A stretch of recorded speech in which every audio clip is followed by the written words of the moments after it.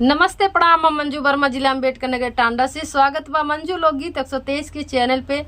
आज आप सबके बीच बहुत दर्द भरा सोहर गीत लया है। तो इस सोहर गीत बा कि जौने समय सीता मैया गर्भवती रही हैं और राम जी उन्हें घर से निकाल दिए रही हैं, तो वह वन में जाई के भटकत रही, रोवत रही हैं, यह सोचत रही कि हम गर्भवती है, हमार दिन गाढ़ जौन कैसे कटी, के हमरे आगे पीछे रही, हम आग पानी के दे के हमार सौरी रखाए। तो यह कुल चिंतित रहा लइके।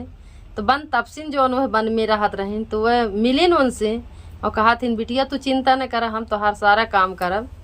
तो देखा बन तपसिन वह उनके सहारा भइन। और जब उनके लवकुश दोनों भाई पैदा होथिन तो वह देखा नाव के बुलाई के रोचन पहुँचावथिन। कहा थिन लई जा हमरे सास ससुर का, हमरे देवर का दिया, लेकिन हमारी जौन राम जी पापी हैं पति, ये बिल्कुल न जाने पावे। लेकिन देखा नाव जैसे लइके जात थे रोचन, तो ये दुआरे दतुइन करत रहा थिन इनारे पे बैठ के, और मिलत हिन पूछत है नाव कि केकर रोचन ला है। तो वह बताए देथिन, तो उनके दतुइन लोटक पानी कुल गिर जात है। और लइके देखा का कहा थिन वह नाव से जब चला जाथिन, तब अपने लक्ष्मण से कहा थिन भैया पहले बताए होते हम नाव का कुछ नेग इनाम चार दिए होई। तो बहुत बढ़िया गाना बा, आप लोगन पूरा सुनी है। अच्छा लगी वीडियो शेयर करी है, लाइक करी है, कमेंट बताइए गीत कैसन बस। ज़्यादा से ज़्यादा मंजू लोकगीत 123 की वीडियो का शेयर करी है। सभी दर्शक का नमस्ते प्रणाम। हम नीलम धुरिया टांडा जिला अम्बेडकर नगर से। तो आम इसमें विवाही और ऐसे जौन जेठ का दिन तपत व भैया गर्मी, ऐसे रहा जौन समय सीता माई का निकारे रही राम जी। तो देखें सोहर गीत। जेठा ही कही दोपहरिया, तो सीता ठाड़े रोवे, तो सीता ठाड़े रोवाइयो। जेठा ही कही दोपहरिया, तो सीता ठाड़े रोवे, तो सीता ठाड़े रोवाइयो। सखिया जो मोरा दीना नाचकाने, संकट कैसे कटिहाइयो। सखिया जो मोरा दीना नीचकाने, संकट कैसे कटिहाइयो। के दई है अगिया से पनिया, यो बेलावा के पतिया, यो बेलावा के पतिया हो। के दई है अगिया से पनिया, यो बेलावा के पतवा, यो बेलावा के पतिया हो। सखिया के ना जगी है हमारी साउरिया, तो रतिया संकट काइयो। सखिया के ना जगी है हमारी साउरिया, तो रतिया संकट काइयो। रोवत है कि के हमें आग पानी दे, हमार सौरी के रखाई, हमारी संकट के दुख के घड़ी कैसे हमार बीती। तो देखा इतना बात जब बन तपसिन सुनत हिंत का होत है। इतना सब सुनाले बन तपसिन, तो सीता का समुझाव, तो सीता का समुझावाइयो।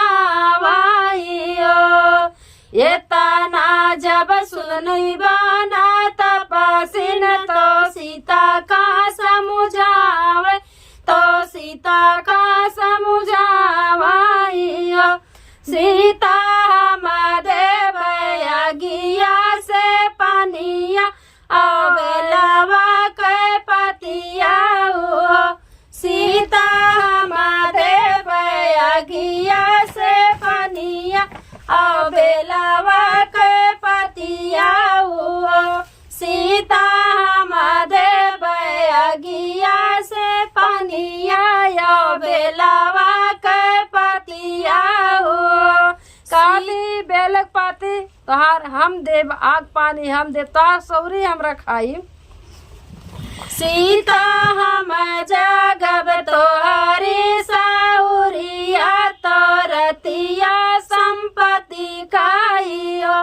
सीता हम जगब तोहारी साउरिया, तो रतिया संपत्ति का जाते हम तहार सौरे रखाए तू रोवा न झंका न चिंता जिन करा। तब देखा का होत है, एक दिन 2 दिन धीरे धीरे गाढ़ दिन तो भैया केहू के चाहे आगे पीछे 10 मनई रहे तब वो कमा हो, चाहे एको मनई न रहे तब वो गाढ़ दिन तो धीरे धीरे भगवान जब दिए हैं तो कहियो न कहियो कटबे करी। तो देखा वैसे सीता मैया के गाढ़ दिन कैसे कटत है। हो बिहान पाट तो लवा कुछ जाना माली, लवा कुछ जाना माली हो बिहान पाट तो लवा कुछ जाना माली, लवा कुछ जाना माली सखिया मुनि बाबा संग बजावे तब सिना गावे सोहरा। सखिया मुनि बाबा संग बजावे तब सिना गावे सोहरा। मोरे पीछा वरवा भैया नौआ बेगाए चलाया वा बेगाए चलाया बाऊ। मोरे पीछा वरवा भौआ भैया बेगाए चलाया वा बेगाए चलाया बाऊ। भैया रगड़ी पिसारद रोचन पहुँचावाऊ। नौआ रगड़ी पिसारद रोचन पहुँचावाऊ।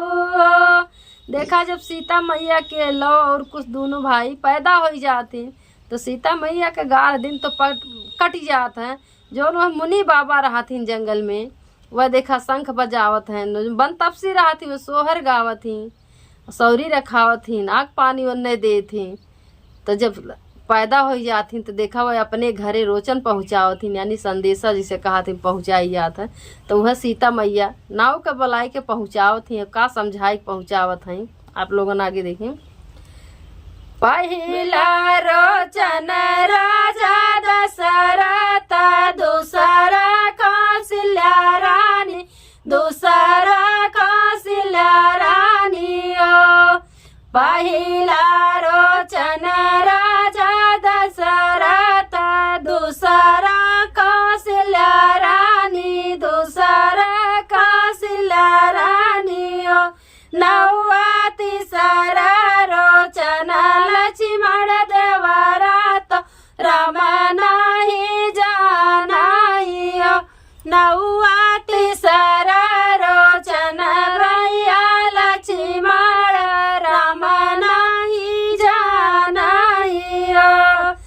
छोटा ही घाटे कैसा गरवा तो राम तू इनकार, राम तू इनकार हो। छोटा ही घाटे कैसा गरवा तो राम तू इनकार, राम तू इनकार हो। भैया के करे भाई है नंदलाल के करे घर रोचन हो।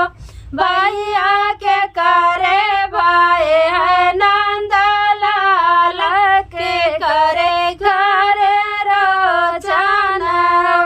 भैया रोचना भरल, भैया रोचना भरल तोहरे माथे के करे घर लाया हो। भैया रोचना भरल तोहरे माथे के करे घर लाया हो। देखा जोने समय वो नाव लेके जात हिन यह अयोध्या में लेके आवत हिनके रोचन। तो राम जी जगत पे बैठ के इनारे पे दतोइन करत रहा थे, नाव पे नजर पड़त है, पूछत ही ने भैया ये रोचन कहाँ लेके जाते हैं कि एकरे घरे लड़किया भहबत। देखा नाव का बतावत हैं, आप लोग ध्यान से सुनिए। हमारे भौजी बसवन बस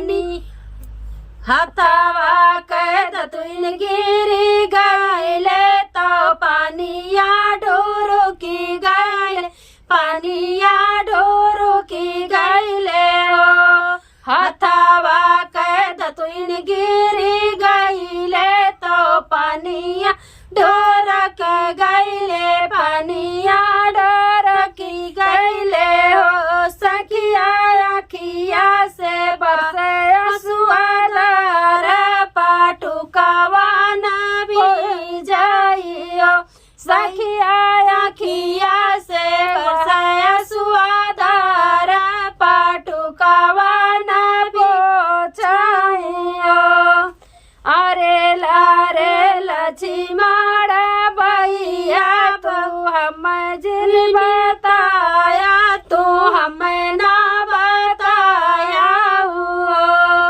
अरे लक्ष्मण भैया तू हमें ना बताया तू हमें ना बताया हो भैया न हुआ का देते उपहार ना उनिया का बेसर हो भैया न हुआ का देते उपहार ना उनिया का बेसर हो जेठाही कई दोपहरिया तो सीता ठाड़ी रोवे तो सीता ठाड़ी रोवाई हो सखिया जो मोरा दीना नाचकान संकट कैसे कटिहाई हो सखिया जो मोरा दीना